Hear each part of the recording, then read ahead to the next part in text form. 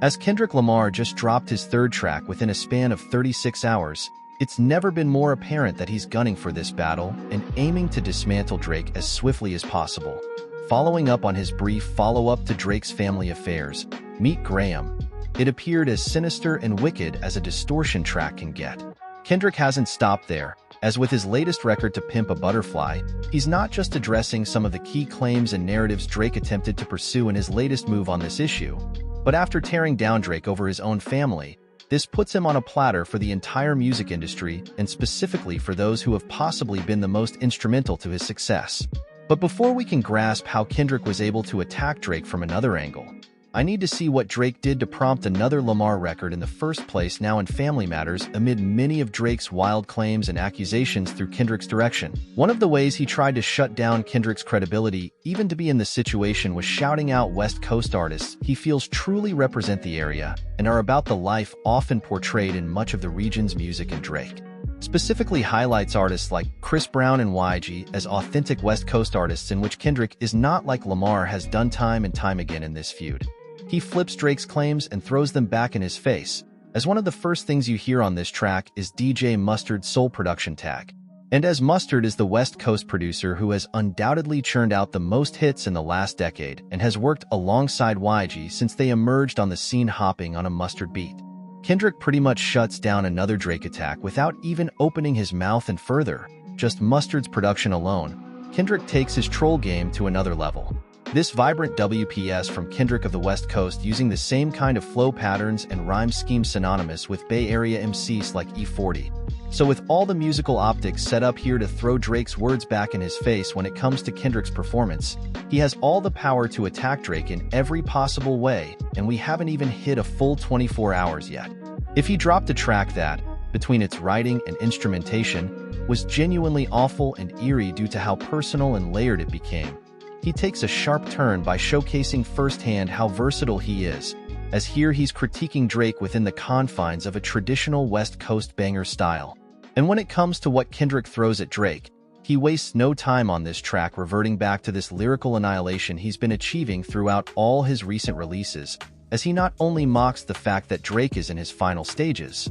but he approaches him through more impactful angles that not only continue to drive feelings but change the way we see Drake as a whole now to flex every lyrical muscle he has. Kendrick makes this record much more playful in tone, unlike the more vengeful anthems before. And this indicates that Kendrick is more confident to end this issue once and for all, and also that he's simply completing the Thanos mode by trying to take out Drake through every pocket of his art. I have to give him more power to do this is in musical battles where historically the pressure is so high that even the most skilled MCs tend to rely on the style they know works, but Kendrick keeps innovating on how to break out of the ordinary. These tracks might be like this when it comes to the first half of the song. Despite its almost comedic tone, its themes are as serious as it seems, as Kendrick once again talks about Drake's strange history with girls, and among the jokes that are going to be remembered for quite some time for the creativity that Kendrick brings out in calling Drake and his team weird and creepy bugs, we see Lamar analyzing Drake in a way that, while it feels much more cheerful, remains just as humiliating in calculation and what is evident. Kendrick's bars attempting to make Drake forever synonymous with this dark part of his career where Drake seemingly studied the morals of the gentleman and the big steps as a way to get to Kendrick's marriage and personal struggles on his part. Kendrick thoroughly studied Drake's latest projects to understand the heart of his rival's twisted morality and his declining status as an artist. And while he has already alluded to all four all dogs, the more we hear these speeches and decode Drake's lyrics, it seems like the most crucial project to decipher who Drake is today is his Certified Boy Lover LP from 2021, which dropped a variety of creepy lines that fit perfectly with what Kendrick has been talking about at this point and were only overshadowed by the Drake and Kanye feud in 2021. It gave Kendrick a first-hand insight into Drake's philosophy and justification for the things he has been most criticized for, and projecting all this understanding, while Kendrick has said some crazy things that are definitely backed by the same framework of this project. Here he simply makes a mockery with legacy of the whole album while calling himself the Certified Boogeyman, as a way to mock Drake and what he sees as his impending loss, and doesn't stop here as he changes the title again to say that Drake is something much worse than a certified lover, which I can't even say in this video. Now the song cover is based on this feeling and shows Drake's house, known as the Embassy, in what would be a determined list that everyone fears, and with 13 tags on the building, Kendrick is using these images to allude to the fact that some really nasty things are brewing here now. Although this theme is quite disturbing because of the lines and jokes that Kendrick makes, he makes Drake's clown in a way that is super accessible to the club, and this just makes the song even crazier. Because it has all the characteristics of a hit record, now when the second half of this record comes, this absolute attack on the rapper role begins to have a broader scope when Kendrick tells Drake that he should never show up in Oakland again. After disrespecting Tupac the way he did, and as Kendrick continues to call Drake less of a man than himself and anyone else,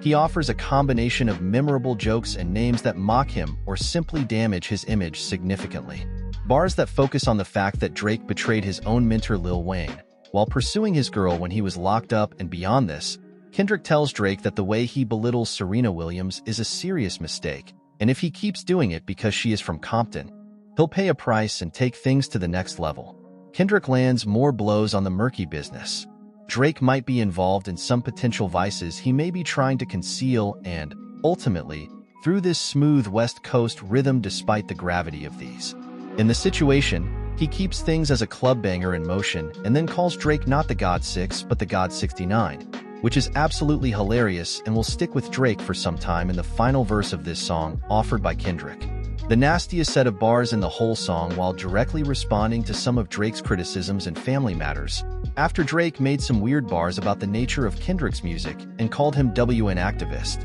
Kendrick has used his intellect to give Drake a history lesson on oppression he writes about, and specifically talks about how Atlanta was a place where many people who looked like him were taken advantage of and exploited, and quickly advancing to today, completes the circle by saying that Drake is doing exactly the same thing now, as over the years he has used people like the future L Baby 21 Savage, Young Thug, Quo, and 2 Chainz to ride the waves they have created and ultimately gain credibility in the world of hip-hop that otherwise he wouldn't have. And looking at all this from this perspective, Kendrick ends this lesson saying that no, you're not a colleague, you're a colonizer, which, wow, after Drake made some stupid bars in Family Matters, Kendrick was able to turn it into a verse that shows that, while Drake may boast about it, he got many artists their first #1 songs. The influence and stature he has bitten from Atlanta and so many of its top artists simply wouldn't be where he is today, and when we look at the tactical advantage that this verse gives Kendrick, now has positioned Drake not only against people but against the region where he got much of his style. And with this, while Drake has made himself the victim and acted as if he had given so many people a career, Kendrick closes this ideology while calling Drake a fraud who is only biting the style that others have worked so hard to create, and he is simply benefiting from it in such a general way. Between the creative way he applauded more criticism that has been thrown at him and the fact that he continued to sour Drake's image both to the public and now to the music industry and some of his closest collaborators, it is safe to say that Kendrick Lamar has earned another victory with his latest track, as he is now playing a diabolical game that may not directly harm Drake's career in terms of his first week numbers, but overall will challenge both listeners to wonder if they should support Drake's music and, more importantly, will make artists wonder if they should work with him by looking at Drake's close relationships with Atlanta's biggest stars in this sense, and seeing how it has had so many consequences over the years, makes you wonder what Drake's true intentions have been all along, and perhaps even if that's why he's so desperate not to completely destroy his